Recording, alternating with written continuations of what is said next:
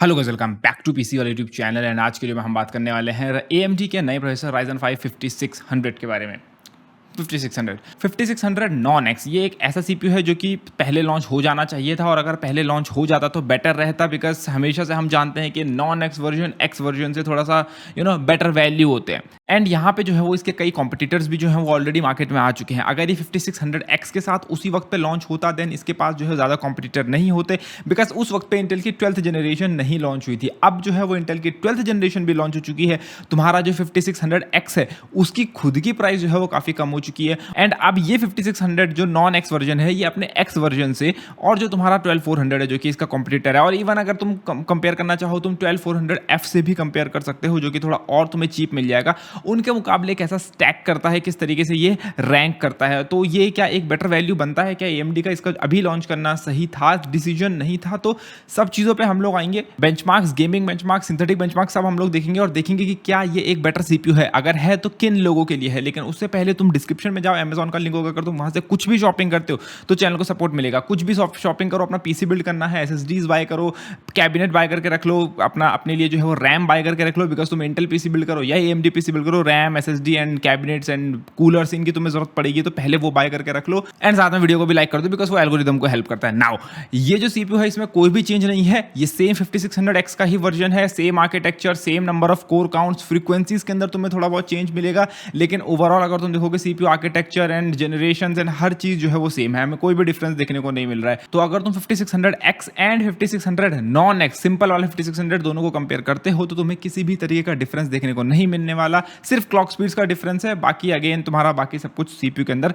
Same है। और इस वक्त पे तो जो है वो तुम्हारा 5600 जो X है उसकी प्राइस और 12400 की प्राइस जो है वो काफ़ी हद तक सिमिलर हो रखी है। लाइक तुम्हारा जो 5600X है वो तुम्हारा 21,000 या 20,800 इस टाइप के रेंज में मिल रहा है, लाइक 20,500 से 21,000 के बीच में। और सेम प्राइस के अंदर तुम्हें जो है वो थोड़ा 200-300 का डिफरेंस अगर तुम ले लोगे तो तुम्हें सेम प्राइस के अंदर इंटेल का 12400 भी देखने को मिल रहा है। तो सो टेक्निकली उस हिसाब से इसका जो कॉम्पिटिटर होना चाहिए वो 12400F होना चाहिए, बिकॉज ये 5600X का लोअर वर्जन है, और जो तुम्हारा 12400F है वो 12400 का लोअर वर्जन है। तो काइंड ऑफ 12400 हो गया 5600X का कॉम्पिटिटर, और 12400F हो गया 5600 का कॉम्पिटिटर। बट मेरे पास 12400 अवेलेबल था, 12400F अवेलेबल नहीं था, तो मैंने इसको जो है वो 12400 से नेक टू नेक कंपेयर करा है। तो मेरे पास जो दो सीपीयूज हैं वो है 12400 एंड 5600, ये नॉन एक्स वाला। तो चलते हैं सिंथेटिक बेंचमार्क्स की तरफ। एंड दोनों को बेंचमार्क करने के लिए मैंने AMD का 6900XT जीपीयू यूज करा है Windows 10 पे, एंड 6900XT इसलिए क्योंकि हम 1080p पे बेंचमार्क करेंगे,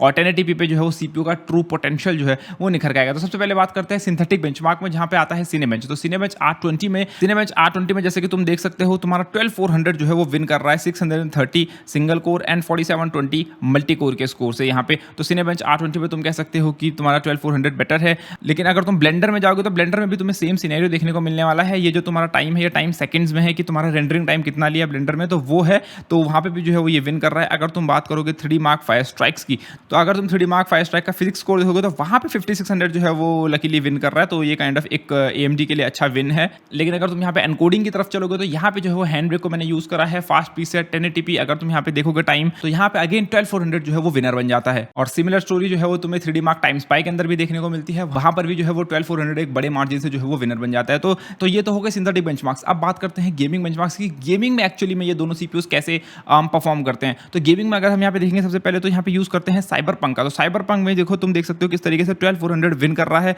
125 FPS के साथ यहाँ पे, और तुम्हें जो है वो देखने को मिलता है 5600 के अंदर 122 FPS। दोनों के अंदर इतना कुछ बड़ा डिफरेंस है नहीं, बट अगेन थोड़ा सा स्मॉलर डिफरेंस है, बट अगेन यहाँ पे 12400 जो है वो विन कर रहा है। अगर हम बात करें अगले गेम की तरफ तो यहाँ पे आता है red dead redemption 2। Red dead के अंदर तुम देख सकते हो कि 5600 जो है वो हमारा विन कर रहा है। तो ये काइंड ऑफ एक अच्छी विन है 5600 के लिए। 155 फ्रेम्स के साथ जो है वो जीत रहे हैं यहाँ पे रेड डेड रिडेम्पशन के अंदर। अगला गेम है असैसिन क्रीड वैलहैला। उसके अंदर भी तुम देख सकते हो कि तुम्हारा 12400 जो है वो विन कर रहा है, और काफी बड़े मार्जिन से विन कर रहा है। यहाँ पे 105 FPS का तुम्हें जो है वो एवरेज देखने को मिलता है, और 79 FPS का 1% लॉस तुम्हें देखने को मिल रहे हैं। नेक्स्ट गेम जो है वो है होराइजन जीरो डॉन, और इसके अंदर जो है वो काफी क्लोज मार्जिन है, इतना कुछ बड़ा डिफरेंस है नहीं।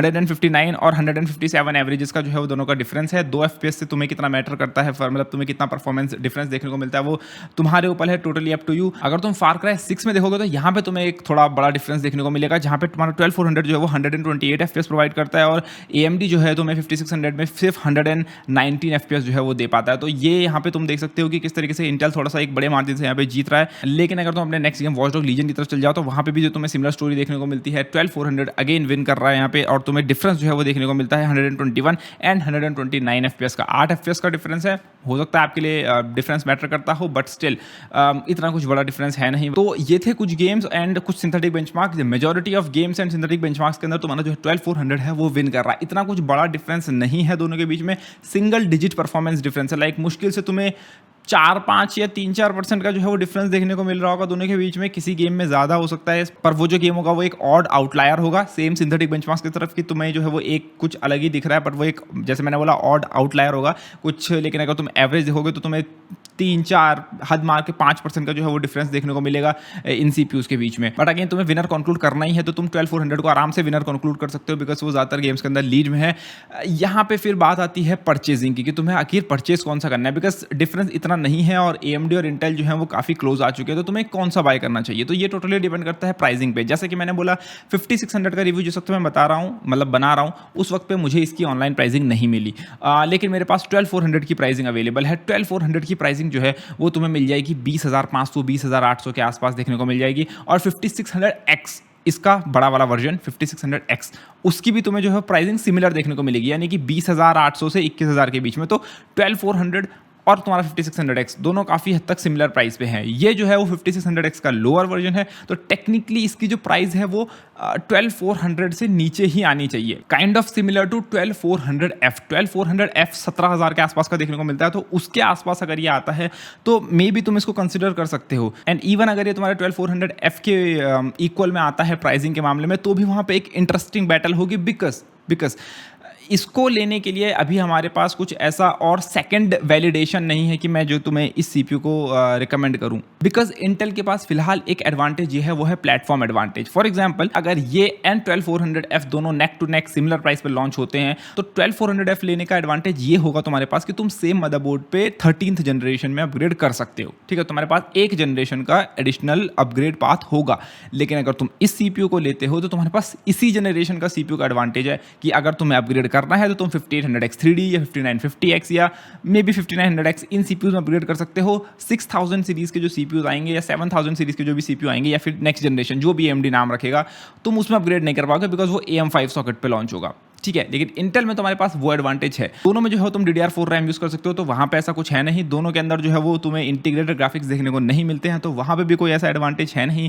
प्राइसिंग अगर सिमिलर रहती है तो मैं थोड़ा सा तुम्हें इंटेल की तरफ लीन होने को बोलूँगा, बिकॉज तुम्हें एटलीस्ट एक जनरेशन फ्यूचर का जो है वो अपग्रेड देखने को मिल रहा है। ये CPU मैं तुम्हें तब रिकमेंड करूँगा अगर तुम 5600X या फिर AMD का अगर तुम चुन चुके हो कि मतलब मुझे AMD ही PC बिल्ड करना है और तुम 5600X एंड 5600 इन दो CPUs में चूज करो, देन मैं तुम्हें ये रिकमेंड करूँगा, बिकॉज टेक्निकली ये सस्ता लॉन्च होना चाहिए, सस्ता लॉन्च होगा। और इसमें और 5600X में इतना कुछ बड़ा डिफरेंस है नहीं कि तुम जो है 5600X की तरफ जाओ। स्टिल अगर तुम्हें वो X चाहिए तो तुम ले सकते हो, बट मैं तुम्हें वैल्यू के हिसाब से 5600X और 5600 में ये रिकमेंड करूंगा। अगर तुम्हें स्टिल एक अच्छा CPU लेना है तो तुम 12400F का जो अल्टरनेटिव, जो मैं ट्रू अल्टरनेटिव बोलूंगा, जो एक अच्छा CPU हो सकता है, वो 5500 हो सकता है। 5500 अभी मेरे पास है नहीं, आएगा तो मैं बेंचमार्क जरूर करूंगा, बट उसकी प्राइस और कम होगी, वो और ज़्यादा इंटरेस्टिंग CPU होगा और वो मैं बोलूंगा कि बेटर वैल्यू होगा। मैं ये नहीं बोल रहा हूँ ज़्यादा पावरफुल होगा, बट मैं बोलूँगा प्राइस टू परफॉर्मेंस के हिसाब से वो बेटर वैल्यू होगा अगर वो लॉन्च होता है। तो 5600 का मैं तभी तुम्हें रिकमेंड करूँगा जब तुम सिर्फ AMD पे बनाना चाहते हो PC बिल्ड, देन तुम एक बेटर वैल्यू CPU की तरह से ले सकते हो। वरना अभी के लिए करंटली एटलीस्ट जो प्राइसिंग चल रही है, जो मार्केट सिनेरियो चल रहा है और जो अपग्रेड पाथ इंटेल प्रोवाइड कर रहा है, उस हिसाब से इंटेल के पास एडवांटेज है। तो कैसा लगा तुम्हें रिव्यू वगैरह वो सब, like share subscribe usual stuff जो है वो करना ना भूलो। धन्यवाद, टेक केयर गाइस।